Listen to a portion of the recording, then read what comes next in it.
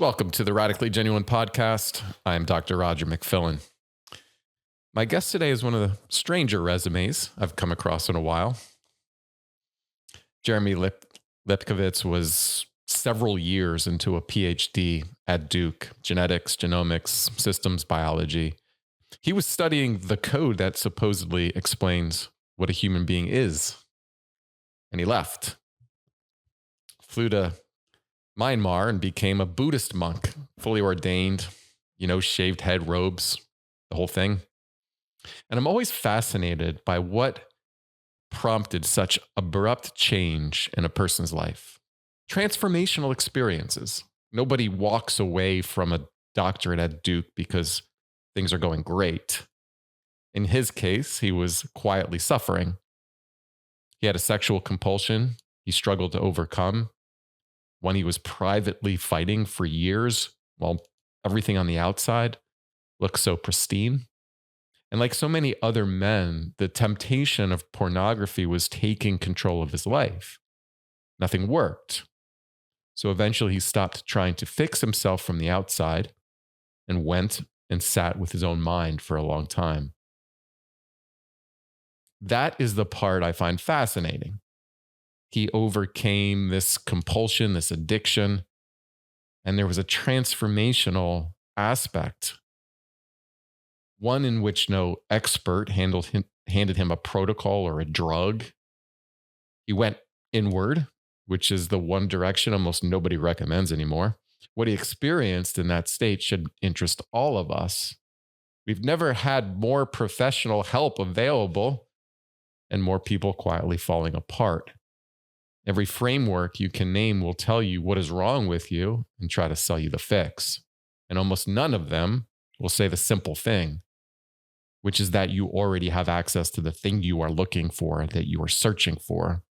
Because what modern life actually is, it is the most sophisticated avoidance and distraction machine ever built. Cut off from your creator. Infinite content, infinite novelty, infinite reasons never to be alone with yourself, your mind, your emotions. And then the moment you get still and you attempt this, it can get very loud. And there is always something within arm's reach to make the stillness go away. Jeremy walked out of that deliberately, and what he found on the other side, I don't think is a technique. I think it's a different relationship with his own self. And he's spent the last decade teaching other men to do the same. No religion required, no doctrine, no protocol. Thousands of guys at this point. So I have many questions. I want to know what he learned about his own mind. I want to know about the monastery. I want to know about what he was studying and why he went in that direction. And I want to know what he thinks is actually underneath some of these horrific self-destructive patterns that we can fall into in our lives. And I want to know what was waiting for him when he found silence. Jeremy, thanks for doing this. Welcome to the Radically Genuine podcast. Brother, that was a great framing, a great introduction. I'm excited to dive in. Well, thank you. Take us back to, that version of you at Duke. So, the timeline is actually a little bit off there. When I was struggling with porn, it was actually when I was in undergrad at the University of California at Davis. So I was still studying genetics and genomics. But when I was really in the depths of my addiction to pornography, it was while I was an undergrad. And it was just before I went to grad school that I started to dive into meditation, Buddhist philosophy. Ended up going to grad school later on after I discovered this and started my recovery journey. But it was really back when I was in undergrad that I started to notice how I was addicted to not just pornography, but all kinds of pleasant experiences, addicted to success and validation, addicted to partying and drinking and drugs and video games and basically anything that felt good and that I could use as a way to manipulate my emotions and push the negativity away. So that version of me was someone who, as you kind of framed in the introduction, was constantly looking on the outside, looking for my salvation, looking for the thing that would fix my life and thinking it was always something outside of myself. It was a new girlfriend or a better grade in this class or a new experience somewhere, and never actually looked within. Mhm. Yeah, ample opportunities exist to try to get that quick escape or that quick pleasure. What were some of the consequences of that for you? The biggest consequence is just never being happy. I Mm, mean, having all of these things, and I was quite good at it. I was a very smart kid, very bright kid, top of my class, very good at achieving the things that I wanted to achieve. And so I kept achieving these things that I set out to achieve. I kept getting the good grades and getting the hot girlfriend, becoming captain of a sports team, all the things that I thought would bring me happiness. And they would maybe make me feel good for a few seconds, maybe a day at most. And then it would quickly be, okay, what's next? And there was this ever present feeling of dissatisfaction, of not feeling like anything was enough, not feeling like I was enough. And I think this is what a lot of people can resonate with, just this feeling like nothing ever feels quite good enough. And you just need something a little bit more. And nothing ever truly satisfies. And you're always hungry for something more or better or new or different. And it's quite a miserable way to live your life, particularly when you have so much to be grateful for. help us understand this concept of porn addiction.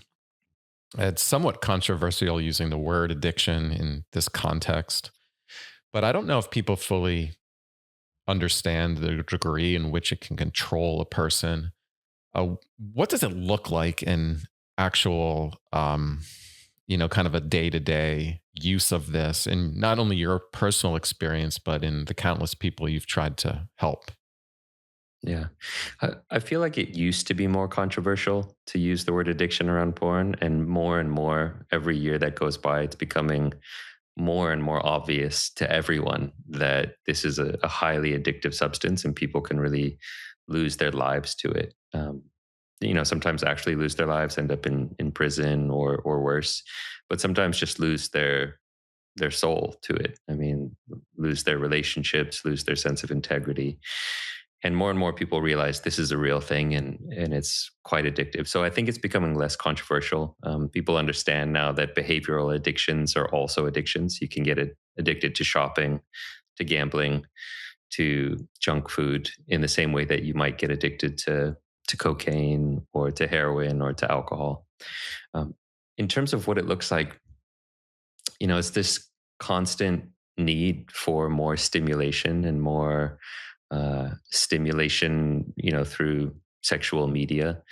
And one of the big issues with it is because this topic of porn and sexuality is such a shameful, sensitive topic, it ends up being something that many guys hide from the rest of the world. It's something that they keep in secret, that they do, in isolation, and they don't tell anyone, particularly their partners. And it can lead to a lot of deceptive behavior, keeping secrets from your partner, hiding and lying, and that causes a lot of betrayal in relationships.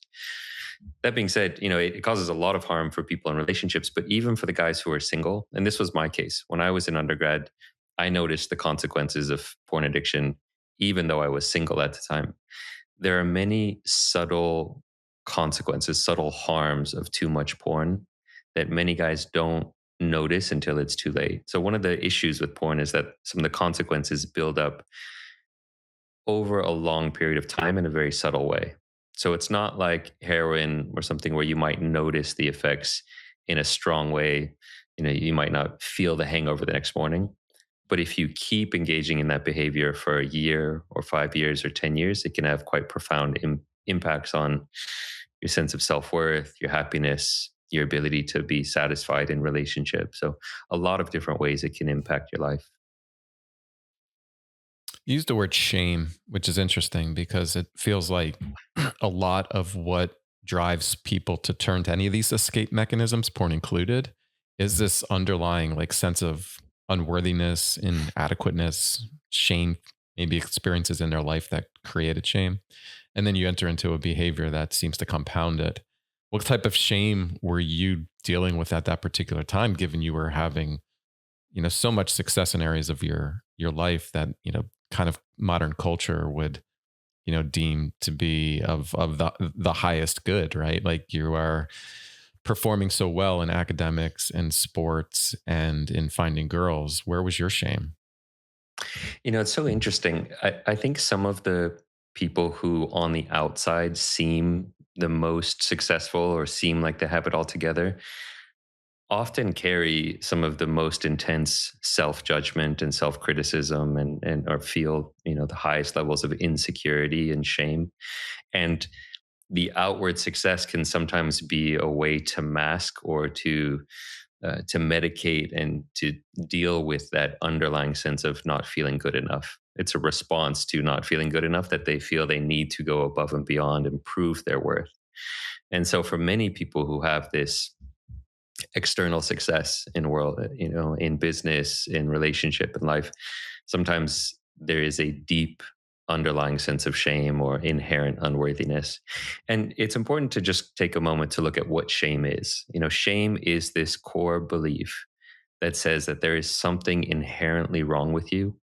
And if people knew the truth about you, they would run away or they would scream or they would kick you out of the tribe. So there's this core belief deep down that if people knew who you really were, they wouldn't love you. That there's something fundamentally broken or flawed about you, and you have to keep those flaws hidden from people so that they don't find out the truth of who you really are. That's what shame secretly kind of whispers into our ear when we're experiencing it. And it's such a devastating thing to experience, and it just causes so much self-sabotage. It causes so much chaos in life because you feel like you can't be seen.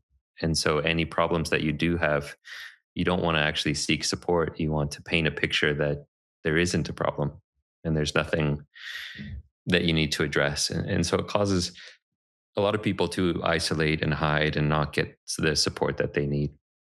And I had a lot of that growing up. I think I had a lot of, for whatever reason, whether it was through my upbringing, society, I had a lot of beliefs that I wasn't good in some way. I was teased as a young boy for being slightly chubby. So I had some core, childhood experiences of being teased for being fat. There's another experience that many young boys can relate to, which is you get caught watching porn or masturbating or looking at something when you're a young boy, 8, 9, 10 years old. Your mom walks in and screams and says, "What are you doing?" And that's a very formative experience. You learn in that moment, something is wrong with this, something is wrong with my sexuality. When I'm engaged in a sexual behavior, it causes people I love to scream and run away and yell at me.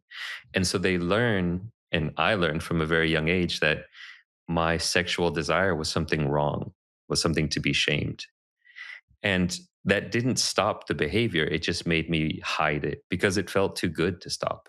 It was such a rich drug for dopamine and excitement and stimulation.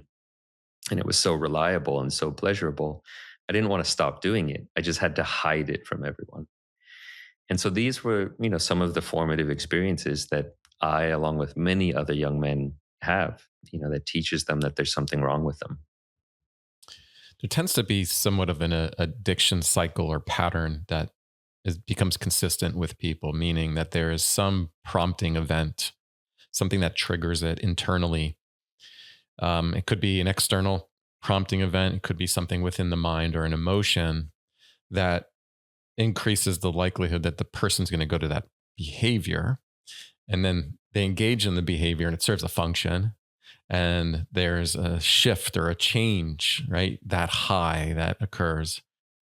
And then after that is a consequence to that, which is often um, a compounding of the emotions that the person was trying to escape from anyway. And then again, it starts the whole cycle again to um, try to escape, Mhm. those feelings. I wonder if you were you aware of what was prompting your porn behavior, and are you seeing any consistencies with other men about like what was happening to trigger this, whether it's external or whether it's internal. I had zero clue.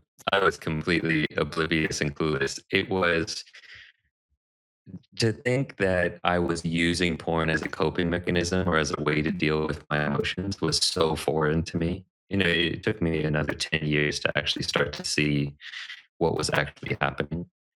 When I was engaged in it, I didn't even realize it was a problem. And this is something I brought up earlier, that a lot of the consequences of watching too much porn, because the consequences are so subtle and so far downstream, a lot of guys don't realize that there are any consequences to it. They think, what's the big deal? It's just, this has no relationship to the depression I'm feeling, to the relationship dissatisfaction. It has no relationship to, all the kind of emotions, the shame that I'm feeling.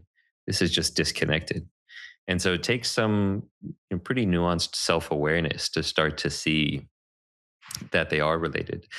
That being said, I do think that because there's a lot more conversation around this topic these days, there's a lot more awareness of what porn does to the brain, and just emotional intelligence and understanding how emotions show up. I think a lot more guys do understand that they're using porn as a way to escape emotions, that they're using it as a way to deal with boredom or loneliness or stress.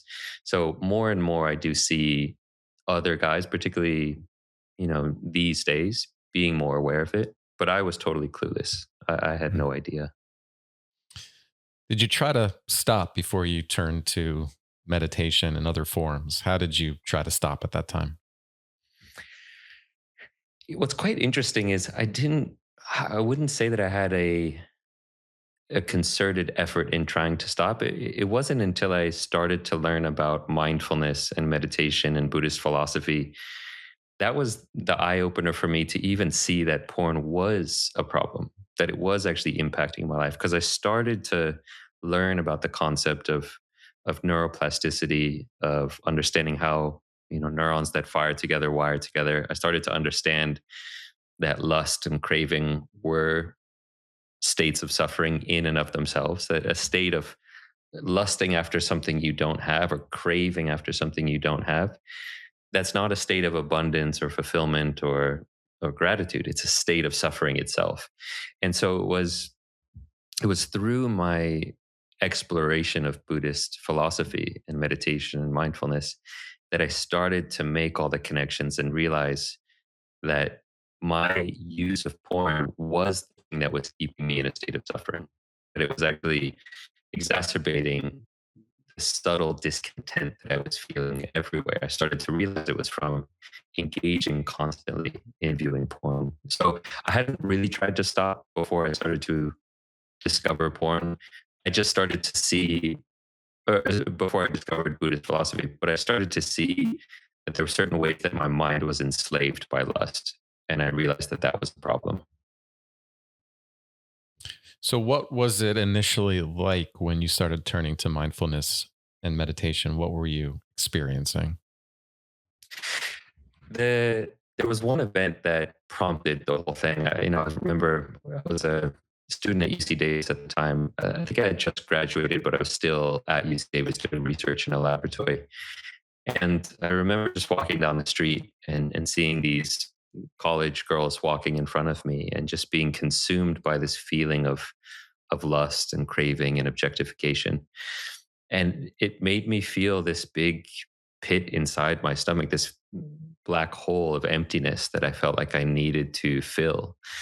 And it was that moment where I realized that this constant lusting and craving and sexual longing was causing me to live in a state of dissatisfaction. And so that started to, get me interested in how to break free from it. And I ended up finding this book on Buddhist philosophy that was a blend of Buddhist philosophy and what in Western science. It was a book called Happiness by Mathieu Ricard, who has a background in the sciences and ended up becoming a Tibetan monk. So he really blended the two disciplines together of understanding modern science with Eastern wisdom. And that started to give me a framework for how to work with my mind and how to actually cultivate qualities that I wanted in my life, things like inner peace and contentment and compassion and gratitude. And I had the amazing fortune of being able to travel to India at that time. I ended up starting to go on these silent meditation retreats where I really learned how to practice mindfulness in a very intensive way. So, going on a silent retreat for 10 days, no reading or writing, no talking. You're not even really making eye contact with the other participants. You're just really spending that time engaged in awareness and meditation. And that started to help me see that everything that I was doing in my life, every moment was an opportunity to either deepen states of suffering or to cultivate states of awakening and freedom and contentment and inner well being. So that was quite a groundbreaking experience for me, starting to realize that I had access to those tools. I think we have a crisis of meaning and disconnection in Western societies right now. And in my clinical work, I have observed people who have a difficult time sitting for 5 to 10 minutes with their own inner thoughts and emotions, let alone 10 days in silence. Can you share with us the best that you can what that experience is like to be silent for 10 days in a row? What happens within you? It's miserable. It's Mm. absolutely horrible. I'm not going to sugarcoat it and say that, oh, it's the most blissful experience in the world. It is a very unpleasant experience to sit with yourself. At least it's unpleasant at first. And that's a really important part to this is understanding that one of the reasons that our society has gotten the way it is that we have such a lack of an ability to be with anything that's unpleasant. Any unpleasant emotion that comes up, boredom, loneliness, insecurity, you remember a conversation that you had that didn't go the way you wanted, you're almost itching to get out of your skin. This feeling of, I have to escape this. I don't want to feel this unpleasant experience right now. And so we live in a society where there are so many avenues to get that hit of dopamine, that stimulation. You reach for your phone, check your email, check social media, you grab some junk food, eat some snacks, turn on the television, go to the bar, have a drink with a friend. Basically, we do everything we can to avoid any amount of unpleasant emotions. And what's fascinating is that on a retreat, the task is to be with what's happening, whether it's pleasant or unpleasant, to not run away from it if it's unpleasant. And if it's pleasant, to not try to grasp onto it or hold onto it, but just to let things be as they are, pleasant or unpleasant.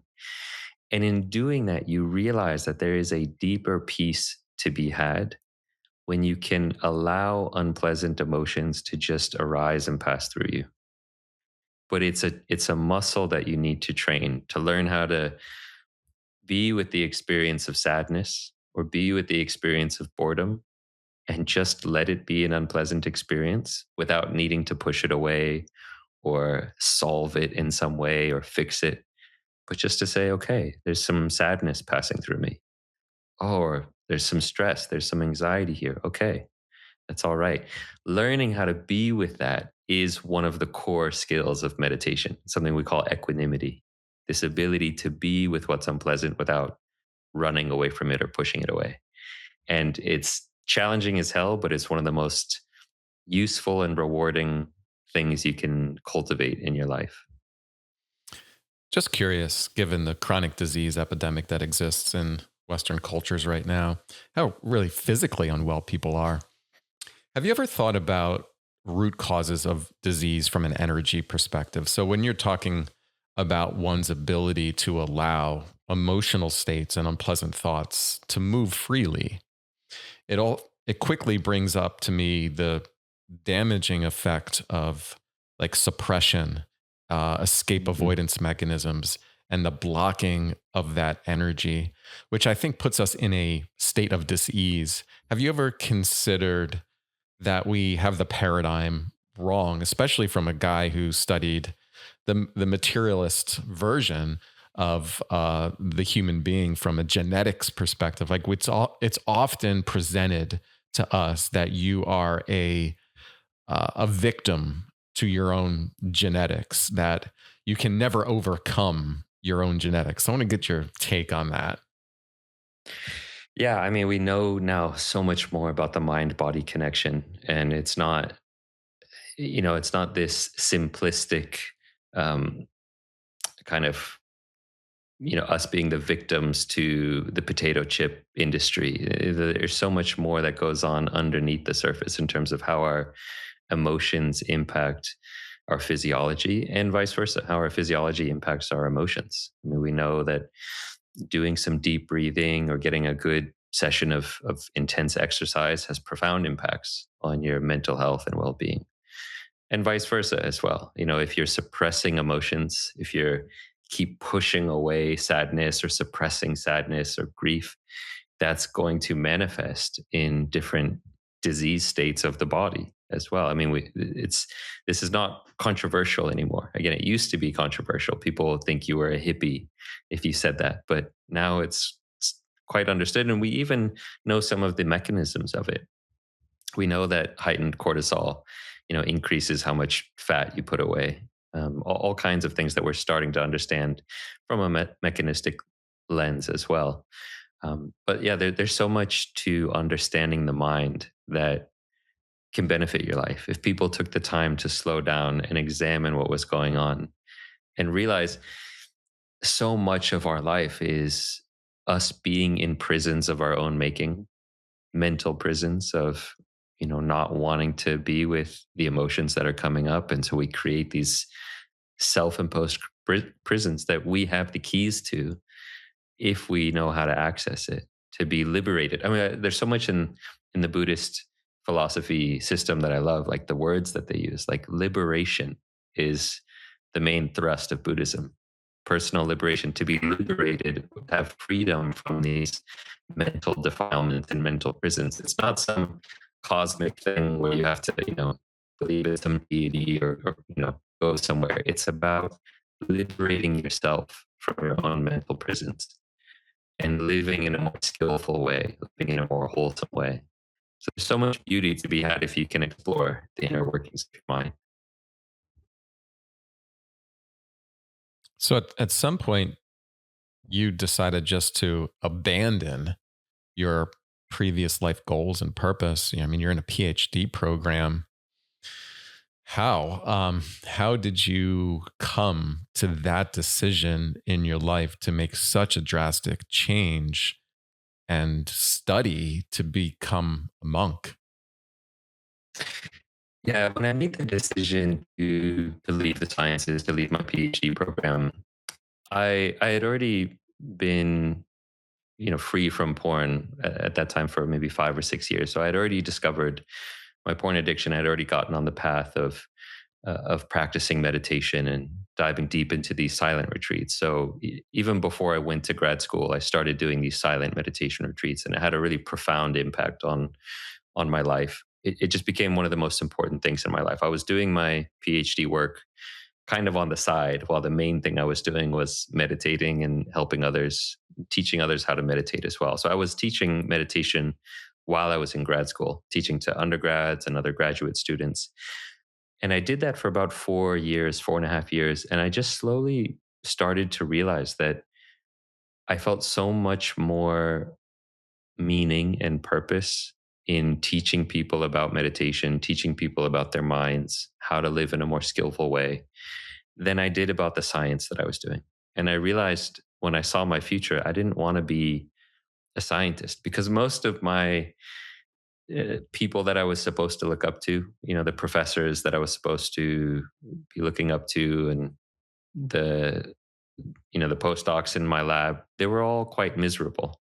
They were all living in these prisons in their minds of ego and not feeling good enough and all kinds of insecurities and anxieties and worries. And they weren't free, liberated people who had a sense of inner balance. They weren't grounded people. And I realized that if I stayed on that trajectory and just tried to become a professor, it wasn't going to be the life that I wanted.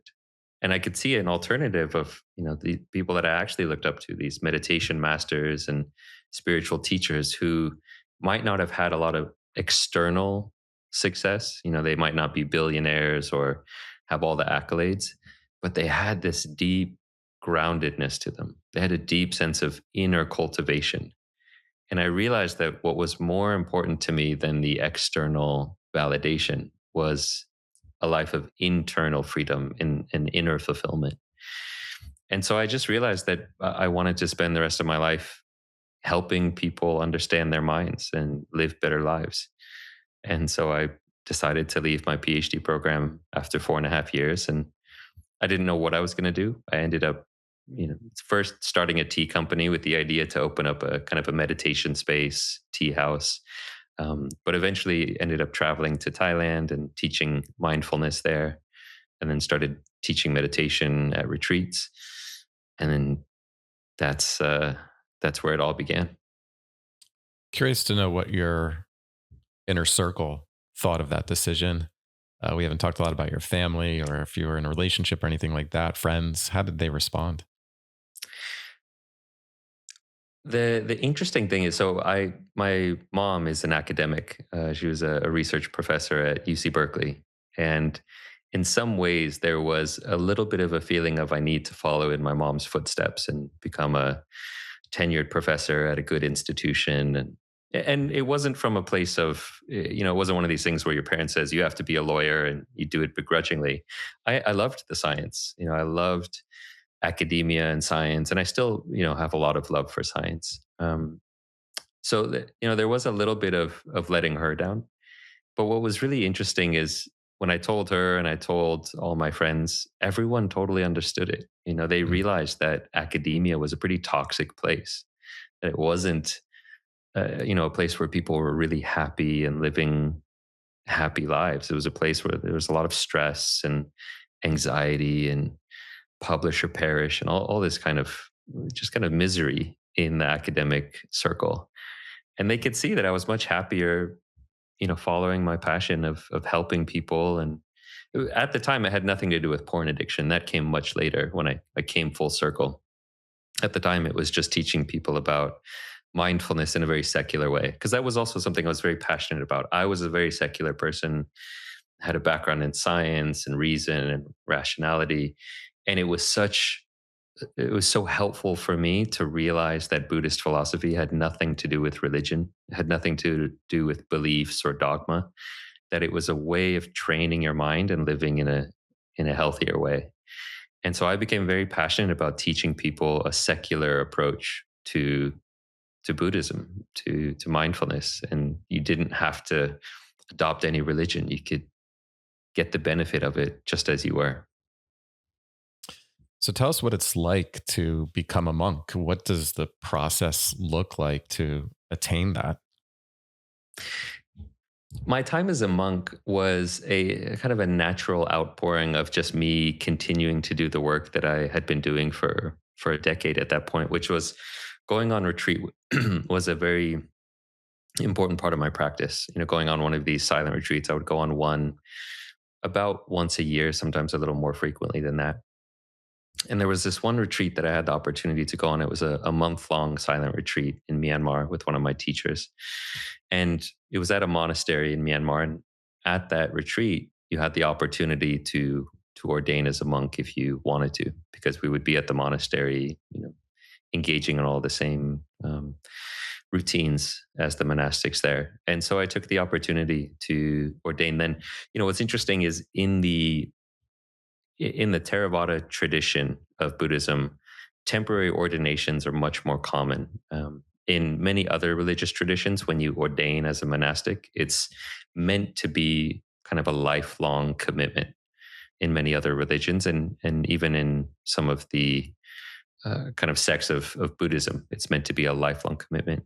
But particularly in Thailand and Myanmar, temporary ordinations are seen as kind of a rite of passage for young men. So many young men will ordain for a few weeks, a few months, and it's seen to just be a really valuable time to spend some time in the monastery living as a monk. And so that was my experience. It wasn't anything, like a long, 10-year stint as a monk. It was a month long silent retreat that I was on, that I got to also live as a monk. Um, So it wasn't really any different than any of the other silent retreats that I went on. But that was where the main work of it was, is going on those silent Vipassana retreats. I'm in this interesting stage in my life where I'm deeply called and somewhat obsessed in seeking out universal truths beyond dogma of institutional religion.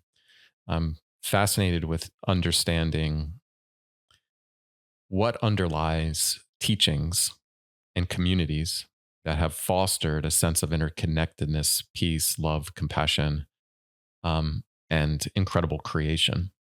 And I find myself in Gnostic texts, reading about the Egyptian mystery schools, Hermetic teaching, early Christianity, Buddhism, Hinduism, the Kabbalah, these range of ancient texts with profound wisdom. And I'm finding some similarities, commonalities. And I want to get your sense on one of them, which is that ultimately consciousness is what influences our perception of reality, that we are powerful creators and we contribute to a collective field. And I'm curious to know to what extent maybe you have ventured into this area of understanding that you are much more powerful than what we have been taught to believe, that there is a true nature to us in alignment with this creative energy, and that we can influence matter itself and shift the course of humanity if we're all able to come together and apply some of these principles. That's a deep, deep topic. I would say, just to be totally candid, my exploration of those topics comes much more from my use and exploration with psychedelics, and I don't see them as distinct or separate or non-overlapping. I think they both my interest in Buddhist philosophy and Buddhist meditation practices, and my use of psychedelics and all kinds of different um, plant medicines and different things combine together and help inform each other. But some of those deeper, more mystical questions, I definitely explore more through the lens of plant medicines and psychedelics. And I don't have any strong answers. I think it's a big, open, beautiful place to investigate.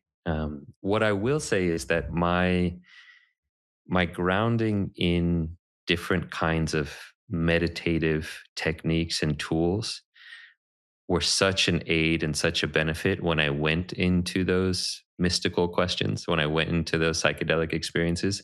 Having some of the tools that I learned in the monastery around, for example, the tool of loving kindness and compassion as a tool of the mind to send compassion to whatever dark energy you come across in some of these investigations of the depths of consciousness, were really valuable. And so I really love bringing them together, using mindfulness, using compassion, using insight and clear seeing and discernment to ask some of these deeper questions of who am I and who are we and what is consciousness and what is love and what is the universe.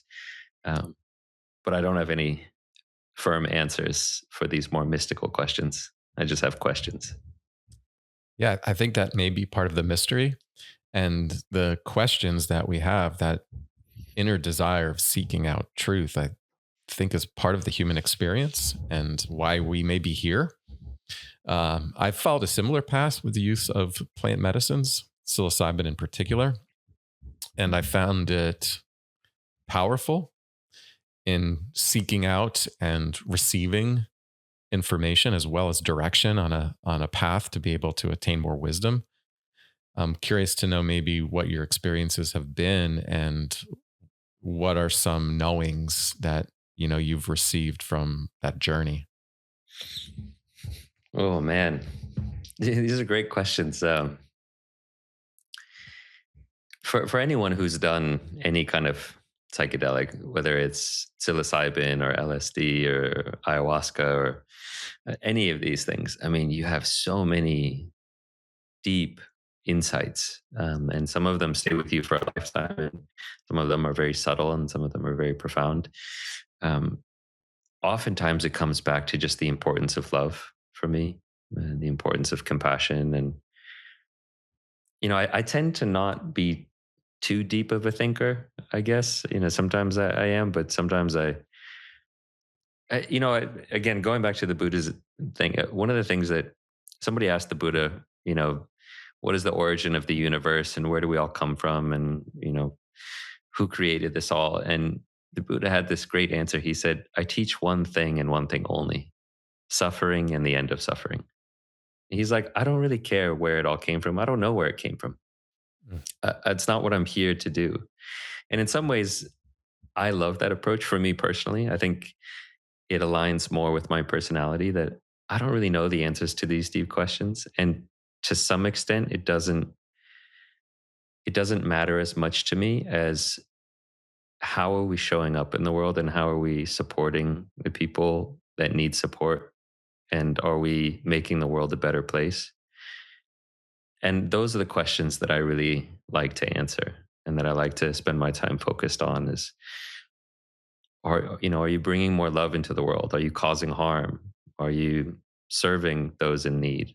Um, so those are the questions that I like to spend my time on these days. Well, I think those are critical questions and they're part of the answer. One of the things in the Christian Bible is there's, a couple terms or words or phrases that seem to be repeated quite consistently. One of them is fear not, and others are around the concept of love, love thy neighbor as yourself. And I think what we're actually receiving from that is an internal force of energy, a frequency that we're dialing into. When we are in a state of love, and it's more than just the sentiment that's pushed on American culture. It's not a Hallmark card. It's not a fleeting feeling that comes. It's an inner state, which I see now more to be what heaven is. And when you're in that inner state, you're actually dialing in to like an energetic frequency that allows you to be connected to people around you, to receive infinite wisdom, to serve. It's an energy. And I think that energy is how I see God. It's a force, and it's a force of all creation. While fear, on the other end, which is more than just being scared of something, it's a lower state of energy that is certainly part of this three-dimensional world that we're in. And it is a root cause, or an influence and a consequence of division and hate and separation. And to me, that is the defining qualities of heaven and hell. We've been conditioned to believe that you have this one life, and depending on how you devote yourself to being sin free and devoting yourself to a punitive God determines your afterlife into a place of heaven or hell. When people I think, are missing the point. It's an inner state. You can cultivate this state of heaven, or you can cultivate a state of hell. And so becoming more compassionate, more loving is, in my opinion, the pathway to heaven on earth.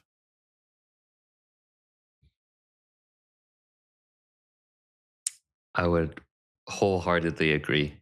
I think it very much aligns with my own views, and I think the views of Buddhist philosophy, which I'm a big fan of, is understanding that and this kind of gets to your question earlier, but we create our perception of reality through the lens of our mind.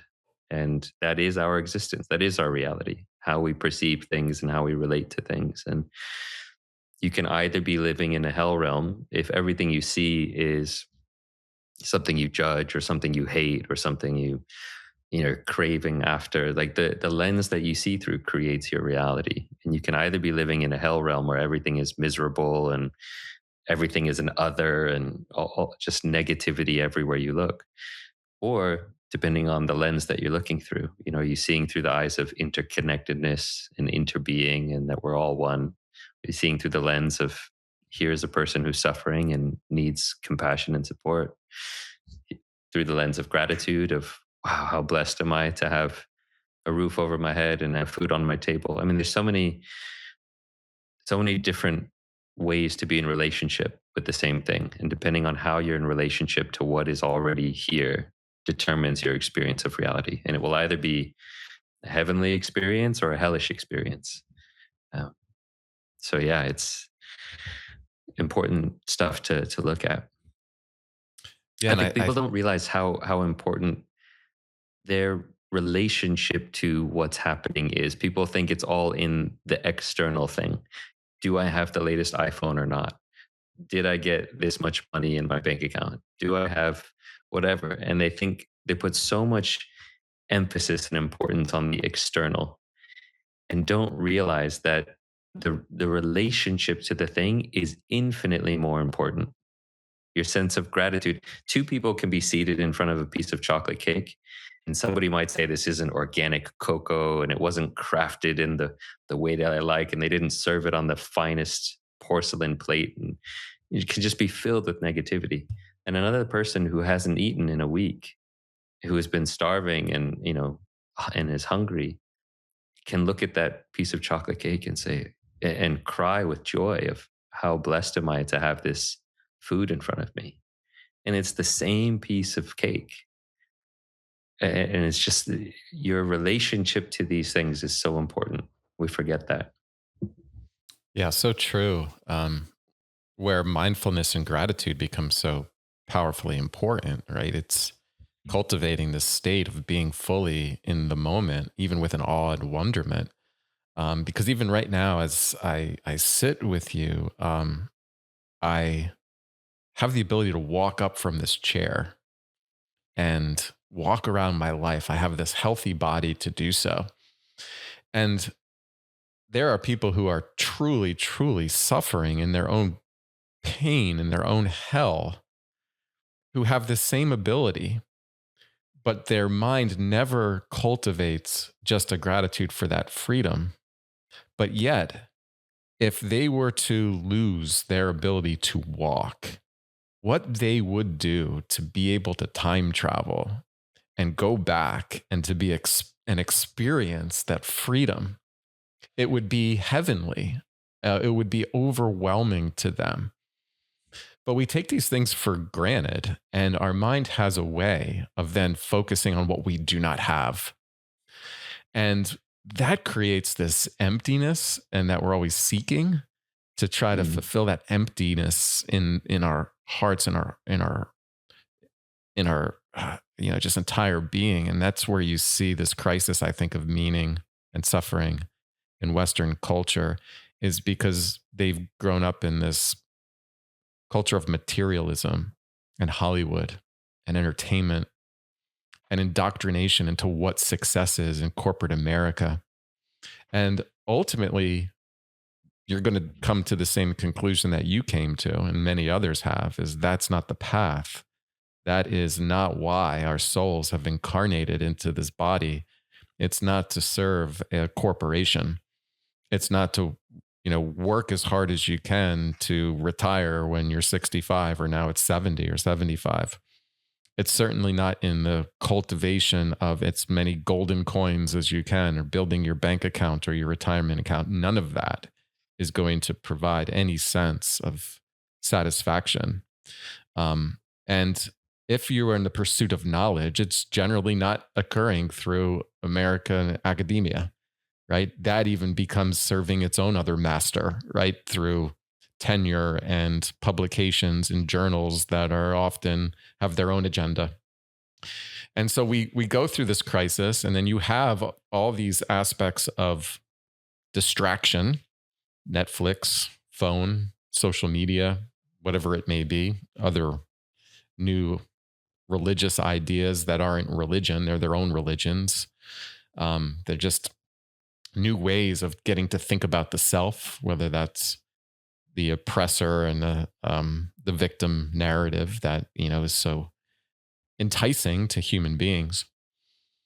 And we label it a mental health crisis, and then we medicalize it, and you fall right back into the same cycle where you externalize it like someone else is going to help you escape from the pain. It's something genetic. It's biological. It's medical. And now people are trapped into that same cycle and system where now they're just drugging their own existence.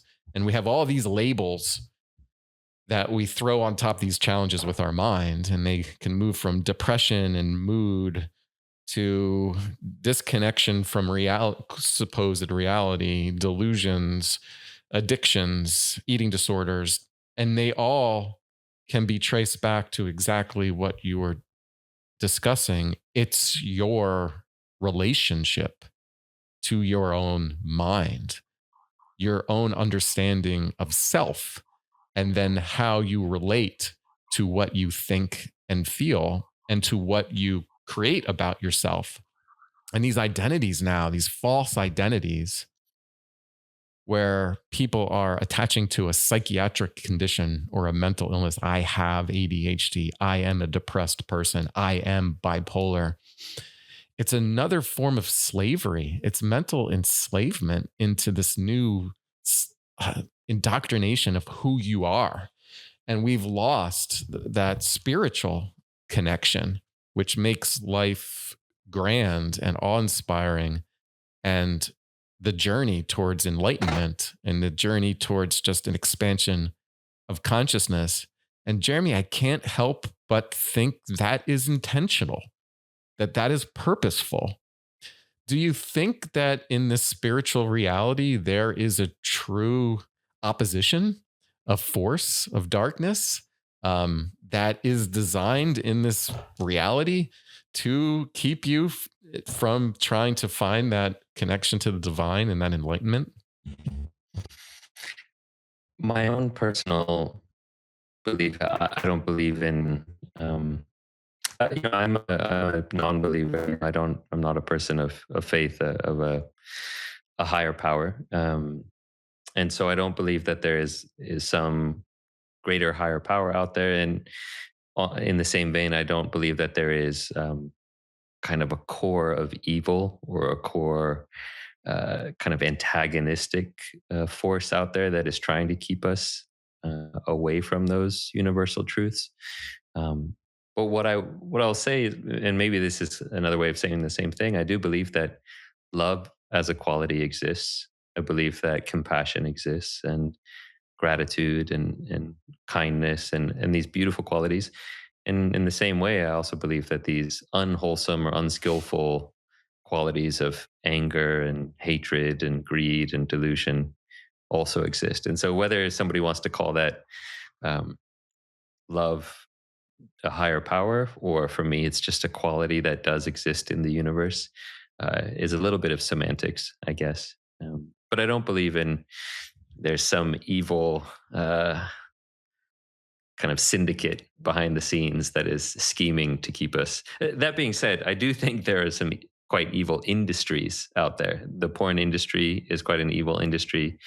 The pharmaceutical industry is, quite a greedy industry that can do all kinds of things for their greedy intentions and cause a lot of harm. So I do think that there are some industries out there that cause a lot of harm and want to prevent us from being whole because it serves their benefit for us to feel dissatisfied or to feel ill or to want to medicate these things away. So I'm not sure if that answers your question, but Well, those it are a brings little up bit of another. kind of where I'm. If Yeah. there is no higher power, no ultimate creative force behind it all, um, then what is the butterfly turning, or what is the caterpillar turning into a butterfly? What is generating the flowers blooming at a certain time of year? And use the word love. Well, how was that created? Great question. I don't know. I mean, I guess in some ways I would On a literal level, you would put me more in the agnostic camp of I don't know. Mm. But what I would say is that, and this is just my own personal belief, I just don't see any evidence for me to believe the narrative that is perpetuated in the kind of the more popular religions of our earth, um, that it falls in this particular way. They just seem a little too, what's the word, anthropomorphic, self-centered. I just think we don't really know what's out there, and maybe there's some higher power out there, but to think that it's the God of the Bible, or the God of the Torah, or the God of the, any of these other religions, to me, I just don't see a whole lot of evidence that I should believe that it was created that way. There's too many things that don't make a lot of sense. If there was some higher power that's described in that way, why is there so much suffering in the world? A lot of things that just don't make sense to me. But I am open to it. I'm agnostic. There might be something out there, but yeah, I just don't see it. Well, let's see if I can present you with some evidence. And Sure. how interesting on your thoughts. Are you aware of the literature on near-death experiences? Somewhat. I wouldn't say that I've done a deep dive. So feel It's free real, to yeah. inform. Yeah. It's robust, and I think it's a bit of a question about eternal life. So we have this robust evidence of people who have flatlined. They're dead. They're gone. There's no brain activity. The heart's not beating. And they describe in a very similar way their consciousness leaving their bodies. And then they are exposed to information they wouldn't have otherwise had. So, for example, someone is leaving their bodies on an operating table. They travel, they can see something on top of the roof of the hospital. They are connected to their loved ones that are miles, even continents away. And when they eventually return, they're able to describe this information, which, there's no other rational reason that they would have that information. They describe then that their spirit, their energy travels often through this darkness towards a light. And that light is this overwhelming force of loving energy. Sometimes they're accompanied by guides, other times they're accompanied by other loved ones who have passed, and in some circumstances, with somebody that they didn't know passed, but they only find out later when they return. And then upon this travel, they, in a number of cases, undergo a life review, which means they experience their entire life from the vantage point of everyone who experienced them. And in this place where there's no time or space, it feels automatic, but you live that life again. And there's a downloading of knowledge because you experienced how you made other people feel and how you made other people think. And then there's this realization that you came to life, you came into that body for something very profound, a purpose, a mission, even. And for the people who had the near death experience, it was the realization that their mission was unfulfilled and they still had work to do to return. And they can describe in this beautiful detail that their desire is to continue on because the loving experience of being in that light, they know that life after that incarnation, after that death, is beautiful and amazing, and you have this eternal life. And then they return, they've made the choice to return to their body, and they return with this wisdom or this enlightenment, and they are certainly closer to unconditional love. And when you ask them what the purpose of life is, and they say it is unconditional love. It's to learn that and to become more aligned with our creator, the all, of all things. And that's one area of post-material science. Another area of post-material science, which I find fascinating, is the concept of previous lives. So there's a lab out of the University of Virginia, for example. Ian Stevenson was the original researcher, where around the world, interviewing children under the age of 5, all the way through adults, but the story of their previous lives in detail, and then confirming that. And then a more depth of understanding into the purpose of past lives can be gleaned from other scientific explorations into this. For example, the Monroe Institute, which Bob Monroe was able to leave his body. His consciousness would travel. This is the origins of remote viewing. The CIA and Army intelligence in the United States were involved in this.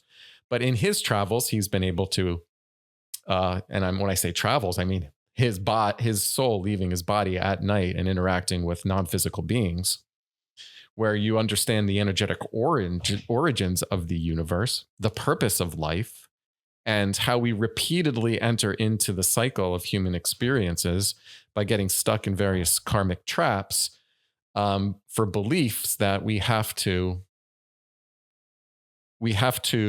make up for our wrongs, right? It's a state of being or state of mind that we've harmed others. We learn this in the life review, and then we have to make up for it by returning for another life. And we see the soul's evolution going through this process. And I think Jesus was teaching eternal life. I do believe, similar to you, that world religions are corrupted, edited.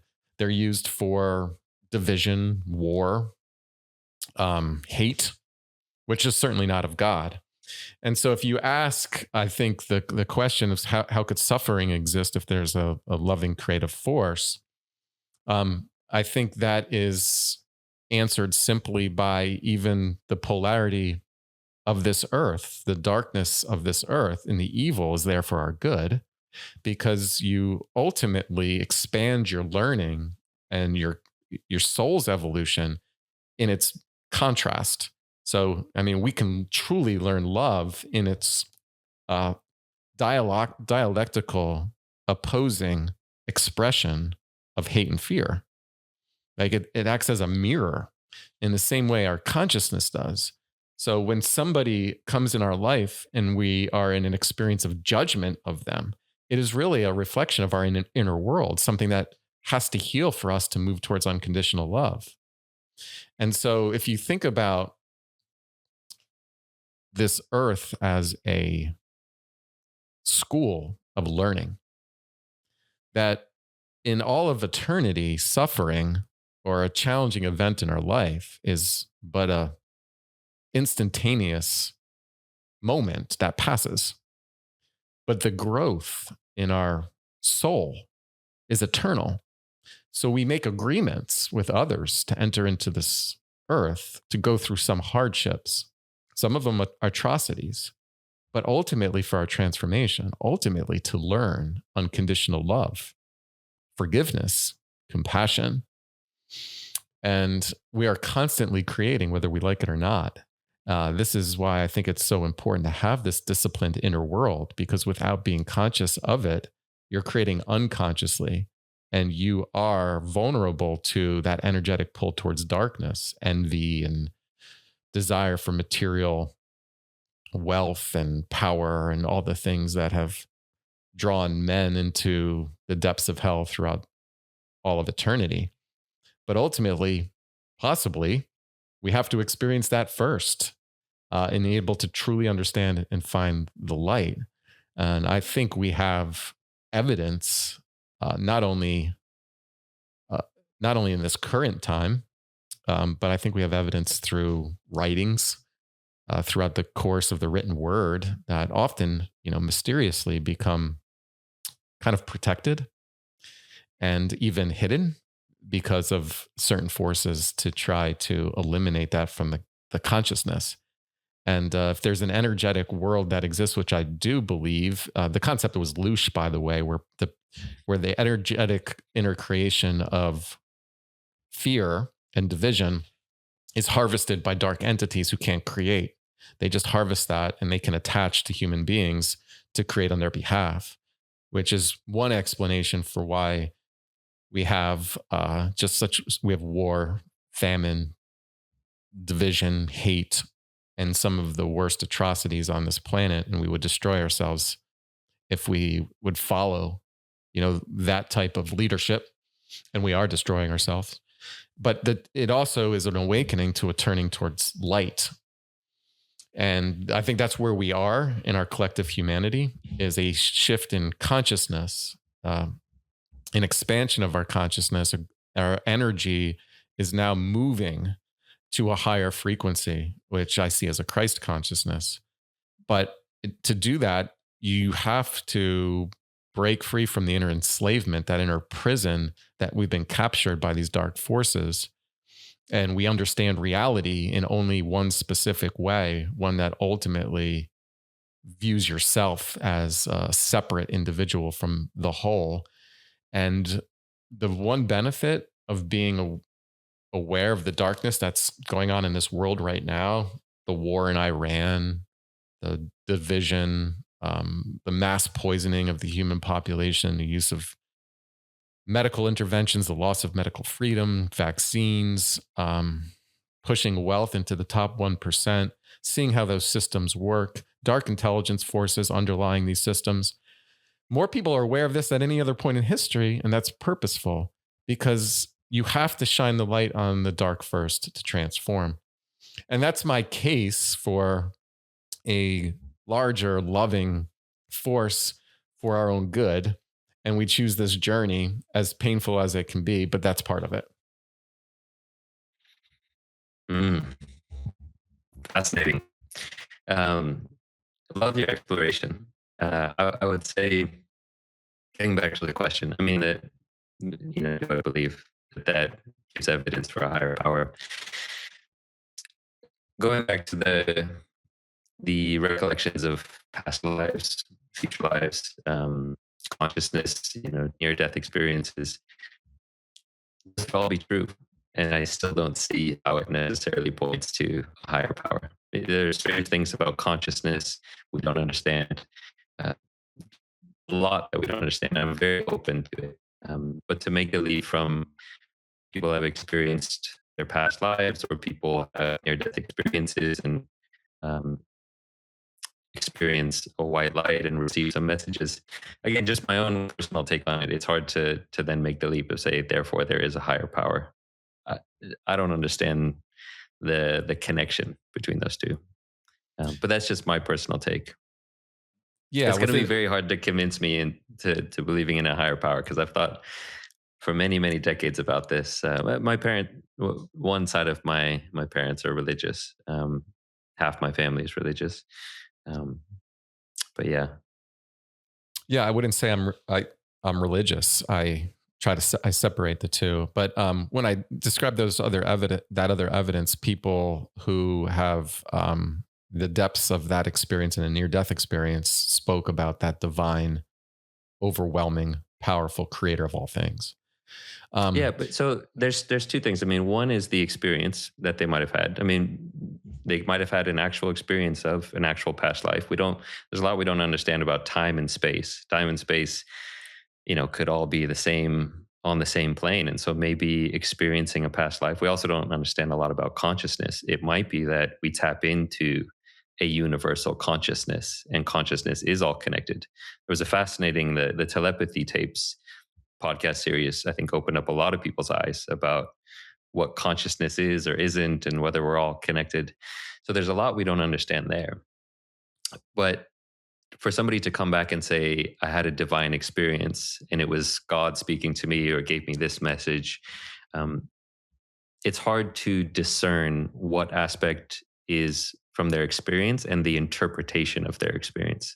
Because somebody could have had a mystical experience of experiencing the oneness with the universe and interpreted that as something relevant to what they were raised as, in terms of a religious teaching that they heard, or this means it was God, or they got a message. But again, it's hard for me to take that as evidence of a higher power.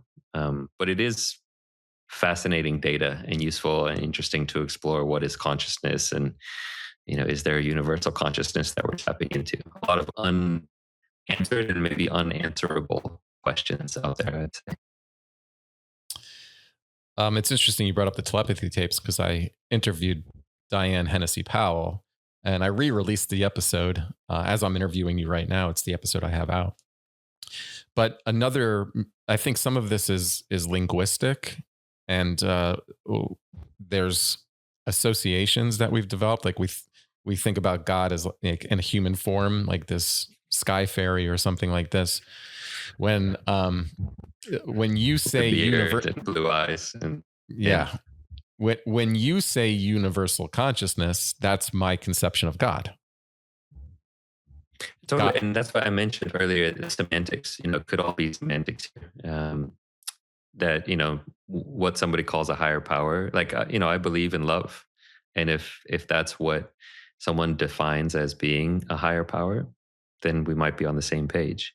But the idea that there is a being out there who created us with an intention, and told a select group of people to write it down and put it in this sacred text or that sacred text, and to write these specific rules. That's where I kind of take a case against it. Yeah, I guess another way for me to try to communicate this, because maybe we're more on the same page than what we're actually talking about here, is because my definition of God is also love. That is the creative force of all the universe. I would also say that I see the God in you. So you are an expression of that universal force. So ultimately, when we just consider asking questions, it's okay, well, then who created that? Who created that? Who created that? Who created that? And at some point, you have to come up with some answer on who you are and what this microphone is and what this moment is and what is a butterfly and what is underlying that entire force of all creation. Because even consciousness, if we believe everything arises from consciousness and consciousness is universal, well, what is consciousness then?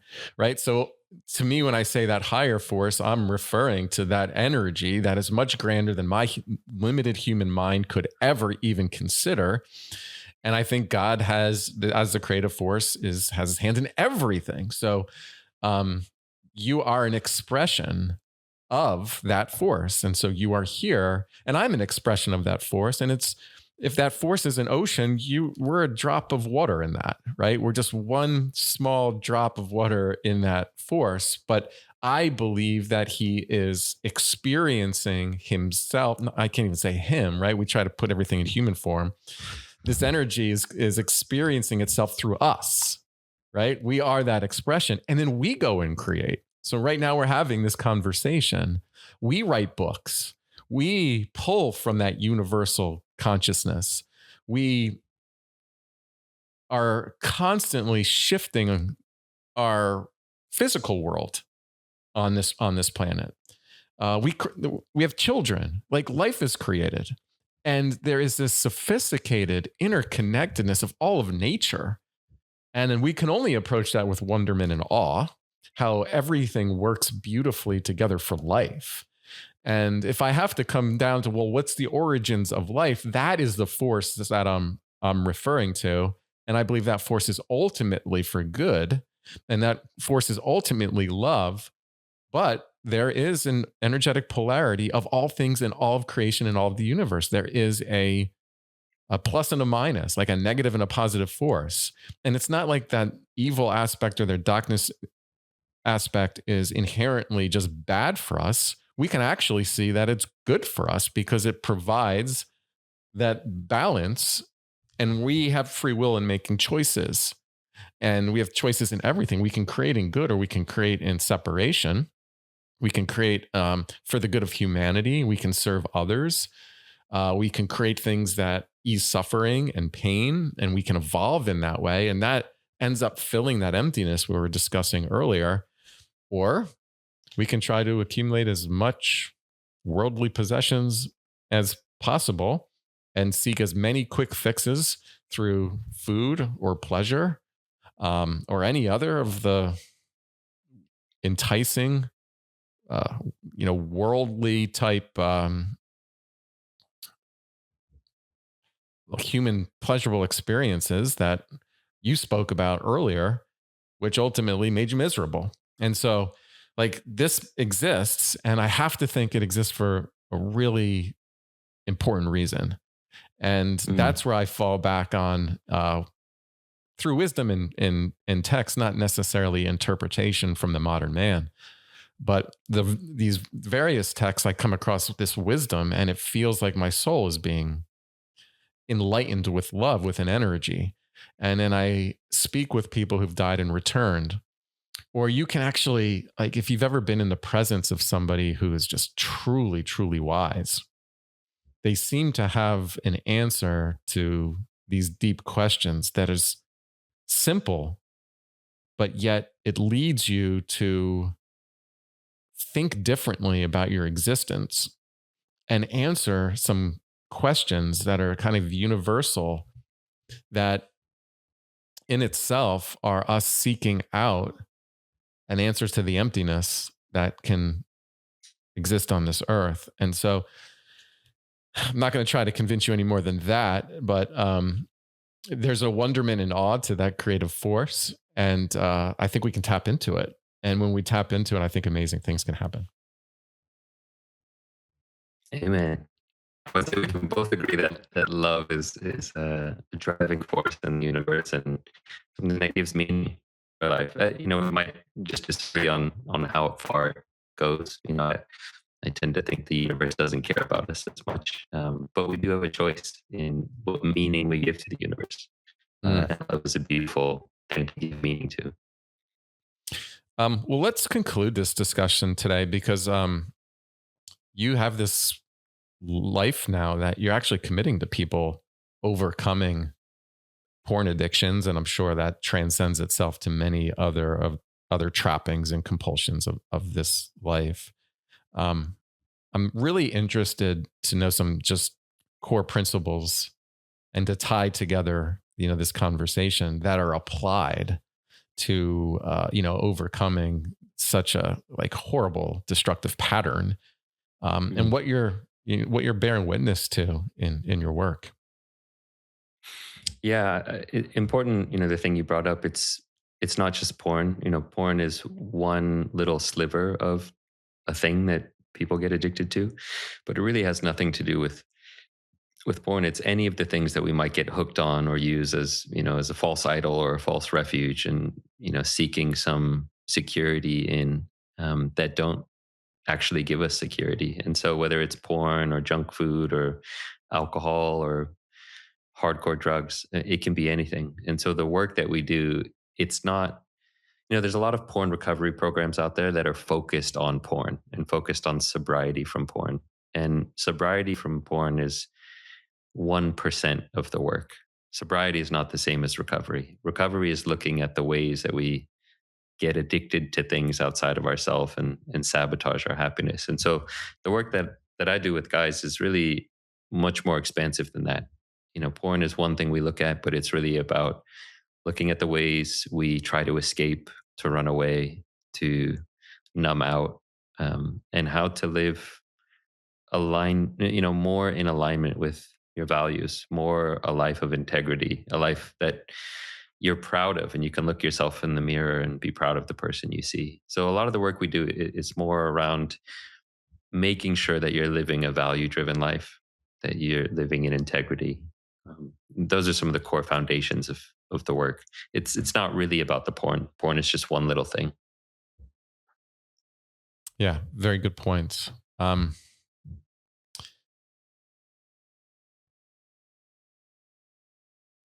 I guess my final question is this.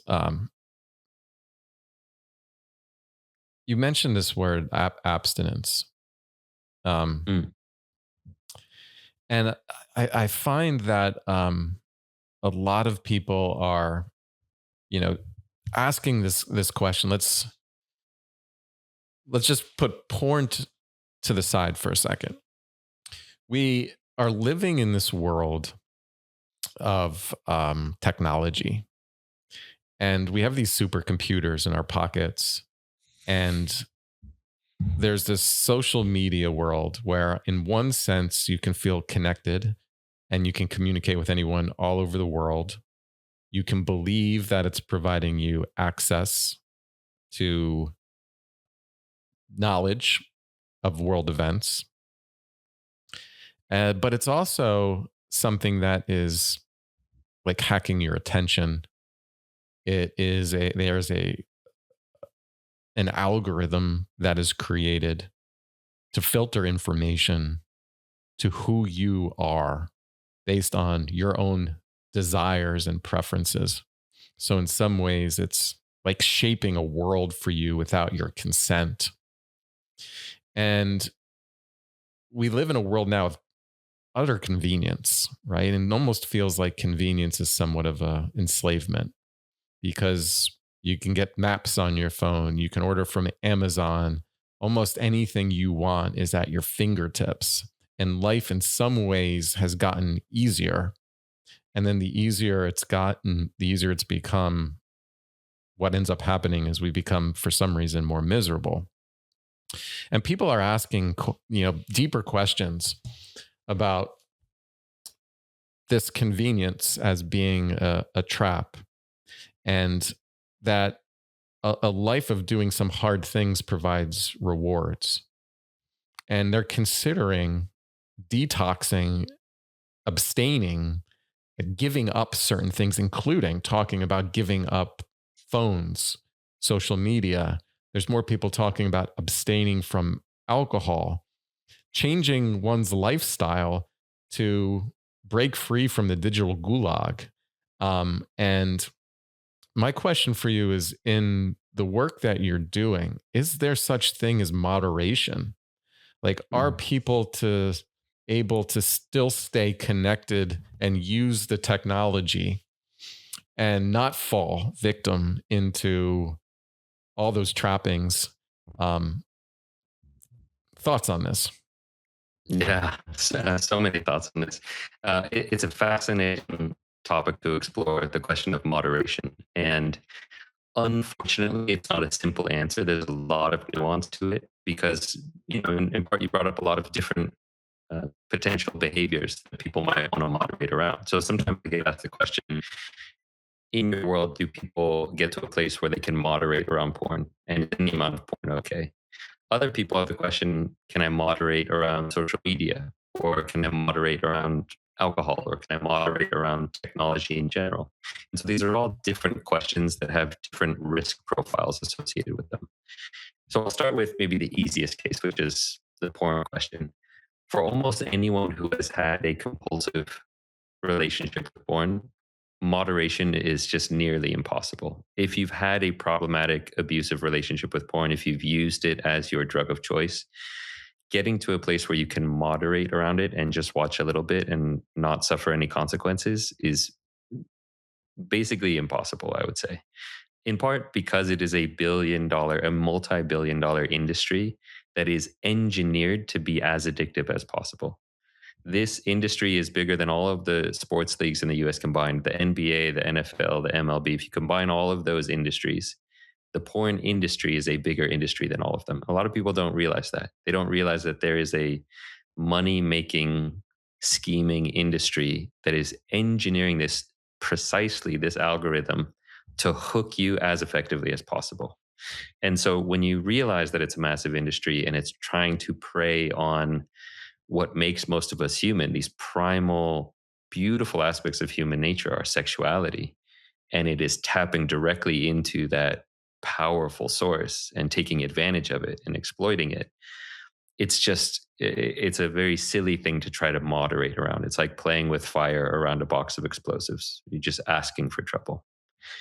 I won't say it's impossible, and maybe for a small percentage of the population, they can watch it and it doesn't cause that much harm. But you also have to put aside the questions of the ethical questions of the porn industry, which is a whole another rabbit hole we could go down around how much sex trafficking is involved in the porn industry, how much exploitation. So for most people, they come to the realization that porn, it's just not possible to moderate around and it's not ethical no matter how much you use it.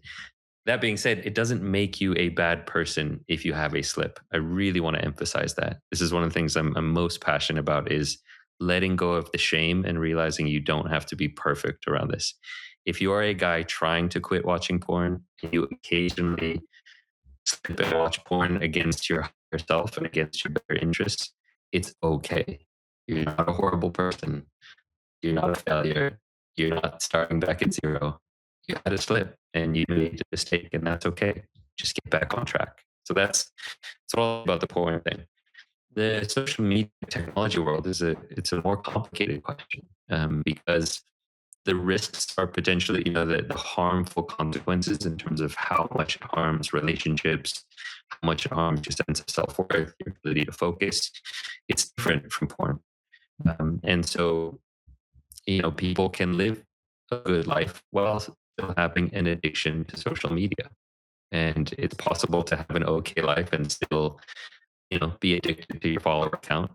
It's not like it's not a binary on or off. You're either living a good, wholesome, ethical life without social media, or you're using social media and you're just a degenerate who has no morals, right? It's not that simple. So, what a lot of people find is the degree to which they are enslaved by their addiction to something is the degree to which they find more misery and suffering in their life. If you are engaged in, let's just pick one, social media, and it is a highly addictive force that you feel enslaved by, and you are constantly checking your follower count, how many likes you're getting, and you are just consumed by that to the detriment of your relationships, to the detriment of your career, then it's really worthwhile looking at your relationship and finding ways to break free, to get unhooked, to become unenslaved by that behavior. But it's not a black or white thing. Some people make the decision they're better off without it completely, and that it is so triggering for them because of their neural kind of wiring and how they were raised that trying to engage with it in a healthy way, it's just not worth the risk. And their life is better not using social media. That's just one example, but you can apply that to almost anything. The more potential harms and risks a particular behavior or substance has, the more you should consider being completely sober from it. Alcohol is another one that a lot of people, many people have a healthy relationship with alcohol and can moderate around it. I'm one of those people now. I'll order a glass of wine once every 2 months and I won't even finish the glass. It'll sit on the table and I'll get halfway through the glass and I'll think, I don't like the taste of this anymore. I'm not going to drink it. For other people, they have one sip and it sends them down a spiral that goes way too far and ends up in infidelity or crashing a car or selling their home, all kinds of things. So it's about your particular relationship with the thing and what are the harms and consequences it has. And then it's about making an informed decision about how to move forward skillfully. Well said. Jeremy, where can people find you if they're interested in learning more about who you are and the services you provide? If people are interested in just this topic of porn addiction and mindfulness and all of that stuff, I have my own podcast. It's called Unhooked, the Breaking Porn Addiction Podcast. That's where I dive into a lot of this stuff. And if they want to learn more about the work that I do, they can check out unhookedacademy.com. That's where I post all my programs and the one-on-one work that I do. Great. Very enlightening conversation, many different topic areas. But Jeremy, I want to thank you for a radically genuine conversation. Appreciate you having me on. It was a joy.